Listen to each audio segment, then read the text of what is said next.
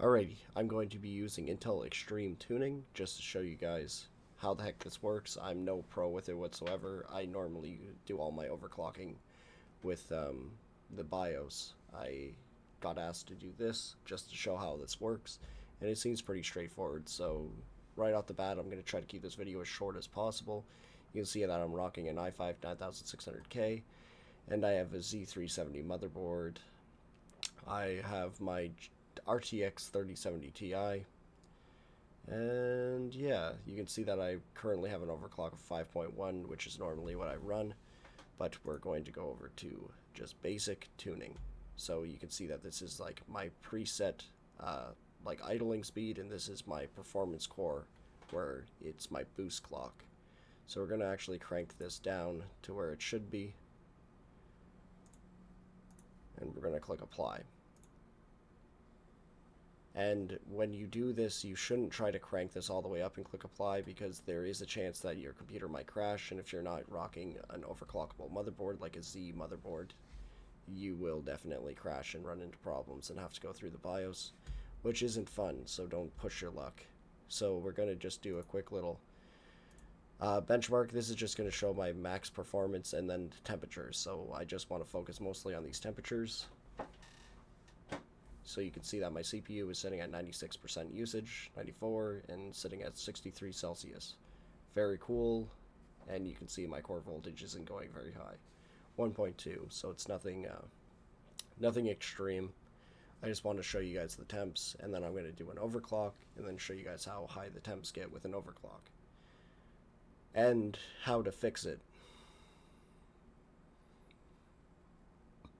So I'm going to guess I'm going to get up to like 65.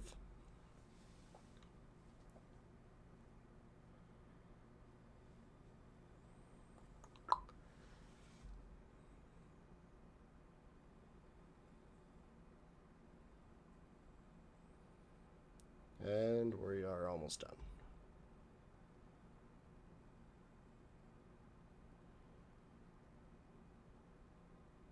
So the highest temp, 65, and you can see that I'm sitting at the 4.3. So now you can also go to advanced tuning, and it pretty much works the same, but if you're just starting off, I wouldn't get too much into this yet. Let's just start off with just basic tuning, where we're not worrying about the preset. I usually set mine around my core voltage at 1.3.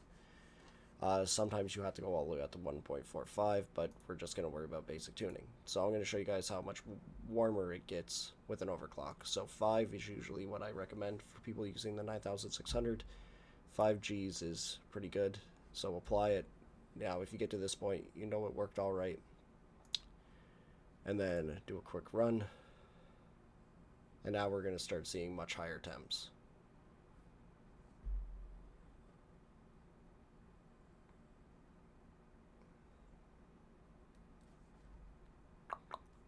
Also see the core voltage went up much higher, 1.4, still acceptable. When you start getting into the 1.5, that's when your CPU will start melting. You want to try to keep temps under 90 Celsius. 80 is the sweet spot. Anything under 80 is great. Anything above 80, between 90 is okay. Anything over 90, your CPU can start to overheat, and you might get some thermal throttling. So far I don't have any, and that's the way I like it. See how much watts we're using. It's not bad. And now we can see that the temps have gone up substantially from that 65 up to 89 with that overclock.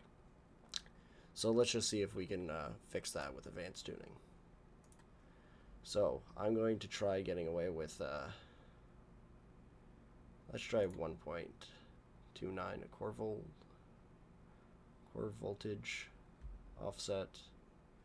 That's fine. That's the give or take turbo, blah blah blah. And we'll try this, and then do another little test. Let's see if we can get those temps down.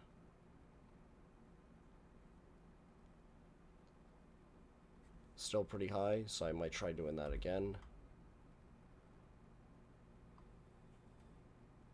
If it sits at 85, I'm pretty happy with that. Starting to move up. CPU usage is high. 88. Yeah, so that's not fantastic. In game, it will not be that high. This is like pushing your CPU to the absolute limits, so you should never see temps higher than this, but I still like being around that 85 Celsius. So I'm not a big fan of seeing 88. So yeah, the offset is pushing it up.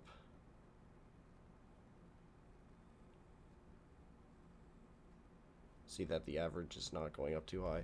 So yeah, we're still up at pretty high at 88. So let's try lowering this down.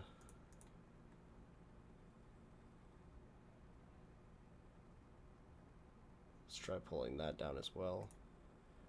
Try pulling this down to that. Leave that, apply. Okay.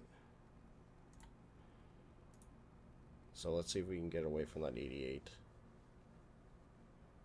It is kind of cool that you can test it right away. With the BIOS, you pretty much have to accept it all and go into it and hope to God that it holds. So we're up to that 96. You can see that the temperatures are getting lower. If I can keep that 85 without it crashing, with the CPU going up that high, in usage, we should be good.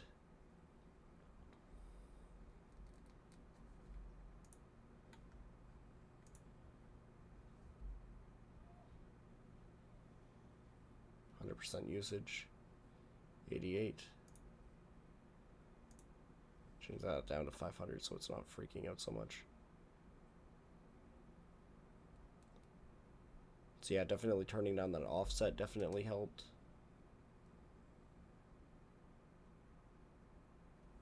Alright, so we went down from the 85 or 89 to all the way down to an 82. So that is pretty good. So let's just recap real quick. So I highly recommend doing the basic tuning. Don't push your limits too high. Super easy. Just set it to what you think you can do. Like even like 4.8 is pretty good for gaming. 5 is the sweet spot, and you can even try pushing up to 5.1 or actually 5.1 could be risky. I don't even want to do it because I don't want my computer to crash. It's a pain in the butt having to go through the BIOS. But yeah, so it seems pretty easy. Like I was able to pull my temps down, and I haven't been using this for very much. I'm happy with 82 Celsius at the absolute limit with my CPU pinned at like 96%.